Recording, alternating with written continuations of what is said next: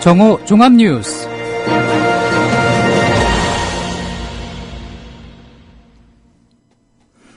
(11월 23일) 국민라디오 정오 종합뉴스입니다.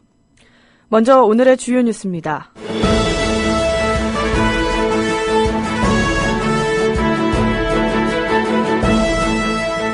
대한민국 14대 대통령을 지낸 김영삼 전 대통령이 어제 새벽 서거했습니다. 4.16 세월호 참사 특별조사위원회가 세월호 참사 당일 대통령의 7시간에 대한 조사를 배제하지 않기로 했습니다. 지난주 중고등학교 역사 국정교과서 지필진 인선을 마무리한 국사편찬위원회가 지필진 참여 인원 등을 오늘 발표합니다. 고객이 잊고 내버려둔 증권 계좌에 있는 돈 5천억 원에 대해 금융당국이 주인 찾아주기에 나섰습니다. 국민라디오 정오종합뉴스 잠시 후 시작합니다.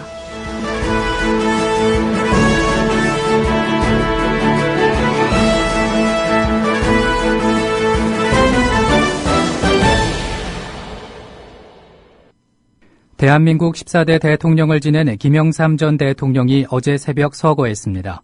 김 전 대통령은 어제 오전 0시 22분 서울 종로구 연건동 서울대병원 중환자실에서 폐혈증과 급성심부전으로 숨을 거뒀다고 오병희 서울대병원장이 긴급 브리핑에서 밝혔습니다.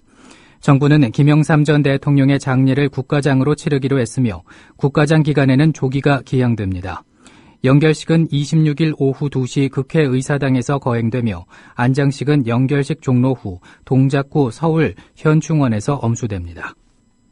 김영삼 전 대통령의 서거에 대하여 전 국민과 함께 깊은 애도를 표합니다. 장례 명칭은 고 김영삼 전 대통령 국가장으로 하고 장례 기간은 국가장법에 따라서 5일장으로 하며 2015년 11월 22일부터 11월 26일까지입니다.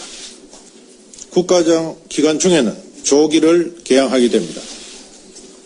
다시 한번 고 김영삼 전 대통령의 명복을 빕니다. 다음 소식입니다. 오늘부터 전국 각지에 고 김영삼 전 대통령의 분향소가 운영돼 조문객들을 맞습니다. 서울시를 비롯해 지방자치단체들은 오늘 오전이나 낮부터 각 시청이나 도청에 분향소를 마련해 조문을 받습니다. 서울시는 오늘 오후부터 서울광장에 분향소를 설치하고 김 전 대통령 고향인 경상남도는 도청 앞 광장뿐 아니라 김 전 대통령 고향 마을인 거제시 대게마을과 실내체육관에 분향소를 마련합니다. 옛 대통령 별장인 청주시 소재 청남대 대통령 기념관에도 추모 공간이 마련되고 전라북도는 도청강당 1층에 합동 분향소를 만들어 일반 시민에게 24시간 분향소를 개방하기로 했습니다.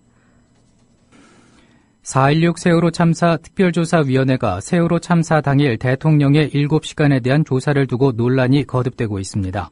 특조위는 오늘 서울 중구특조위 대회의실에서 19차 4.16 세월호 참사 특별조사위원회 전원위원회 회의를 열고 청와대 등의 참사 대응 등에 관해 논의했습니다. 특조위는 그간 논란이 됐던 대통령의 7시간에 대해서 관련성이 있을 경우 대통령에 대한 조사를 배제하지 아니한다고 밝혔습니다. 한편 여당 추천위원들은 청와대 등의 참사 대응 관련 업무 적정성 의안과 관련한 조사 개시 여부를 논의하던 중 사퇴하겠다며 회의장 밖으로 퇴장하기도 했습니다. 지난주 중고등학교 역사 국정교과서 지필진 인선을 마무리한 국사편찬위원회가 지필진 참여 인원 등을 오늘 발표합니다. 교육부의 한 관계자는 국사편찬위원회가 그동안 국정교과서 집필 공모에 참여한 인원과 최종 확정 인원 등을 오늘 보도자료 형태로 안내할 것으로 안다고 밝혔습니다. 국정교과서 집필진의 규모는 현대사 분야의 역사 비전공 학자를 늘려 모두 40여 명 규모인 것으로 알려졌습니다. 그러나 집필진의 소속이나 이름 등은 밝히지 않을 예정이어서 논란이 예상됩니다. 정의당과 국민모임, 노동정치연대, 진보결집 더하기 등 4개 진보 세력이 통합한 새로운 정의당이 공식 출범했습니다. 정의당은 어제 국회의원 회관에서 통합당 대회를 열어 새로운 통합정당의 지도부와 대의원을 선출하고 이렇게 선언했습니다.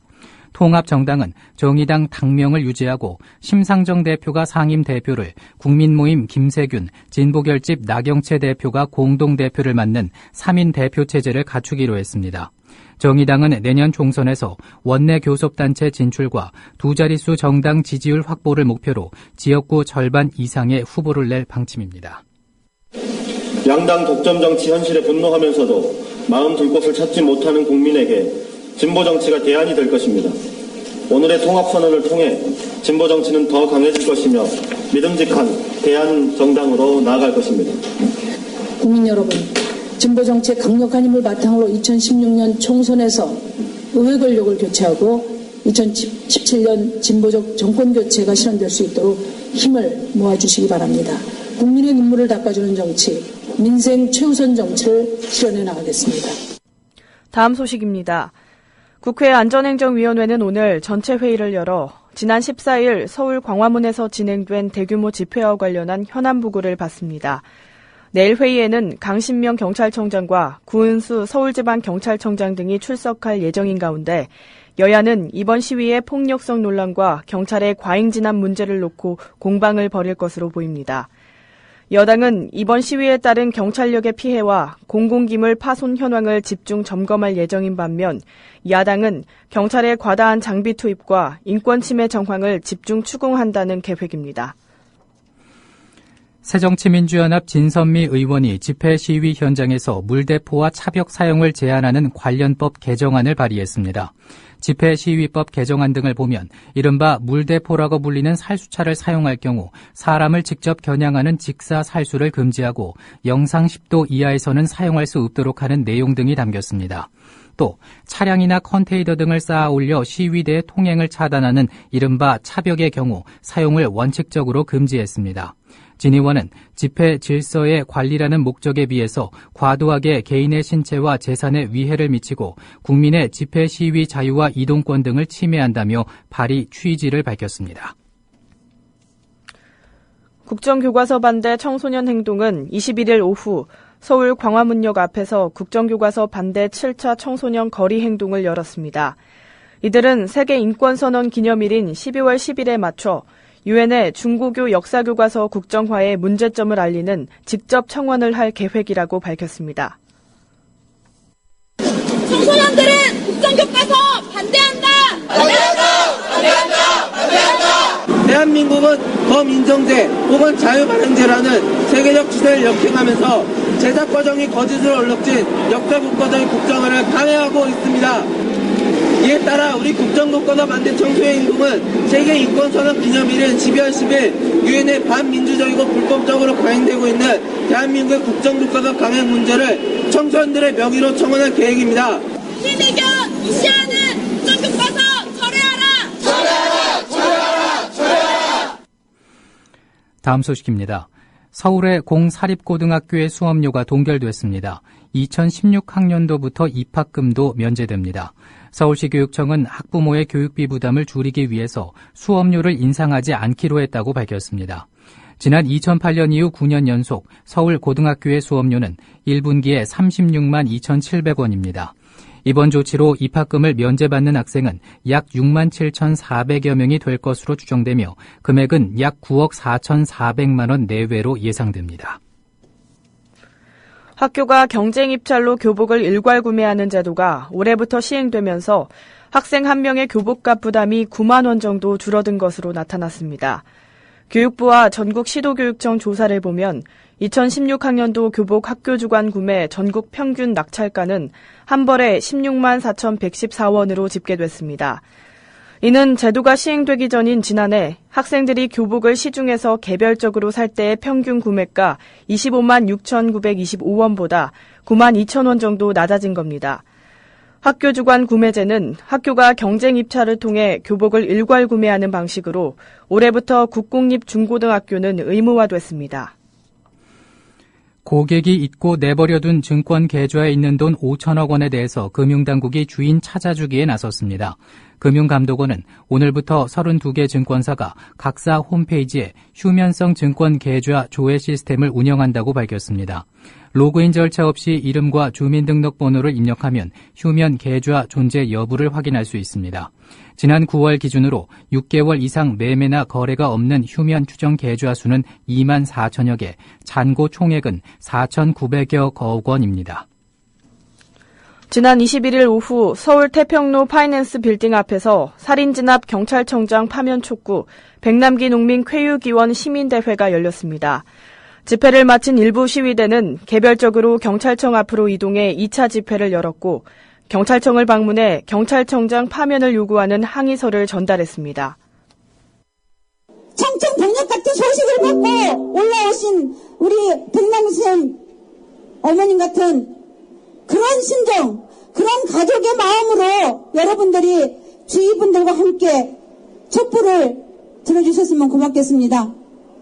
저희 끝까지 경찰청장 파면하고 박근혜 대통령 사과받을 때까지 농민들 투쟁 멈추지 않을 것입니다. 폭력 정권, 박근혜 정권 심판하자! 심판하자! 심판하자! 심판하자! 폭력 정권 물러가! 다음 소식입니다. 강원도 내 축산 인구의 감소와 고령화가 심각한 것으로 나타나 도 차원의 후계 축산인 양성 대책이 시급하다는 지적이 일고 있습니다. 동북지방통계청의 통계 자료에 따르면 지난해 기준 국내 65세 이상 인구 비율은 12.7%로 이 중 한우와 돼지고기 농가는 20%가 넘어 전국 평균보다 고령화가 심각한 것으로 나타났습니다. 특히 젖소 농가의 경우 무려 34.8%로 극심한 고령화를 겪는 것으로 나타났습니다. 후계자가 있는 한우 농가는 9.8%, 젖소 돼지 농가가 29.9%, 산란계 농가가 24.1%, 육계가 14.9% 순으로 나타나 후계자가 없는 경우가 대부분이었습니다. 국가보안법 위반 혐의로 실형을 선고받고 만기 출소한 피고인에게 통합진보당 당원으로 활동했다거나 국가보안법 보안관찰법 폐지 주장을 하고 있다는 이유만으로 보안관찰 처분 기간을 늘릴 수는 없다는 판결이 나왔습니다. 이어서 날씨입니다. 오늘은 전국이 흐리고 비가 오다가 오후 대부분 그칠 것으로 보입니다. 서울의 지금 기온은 8.6도, 강우량은 6.5mm입니다. 정오종합 뉴스를 마칩니다. 제작 이정일, 진행의 정승조, 김일아였습니다. 국민라디오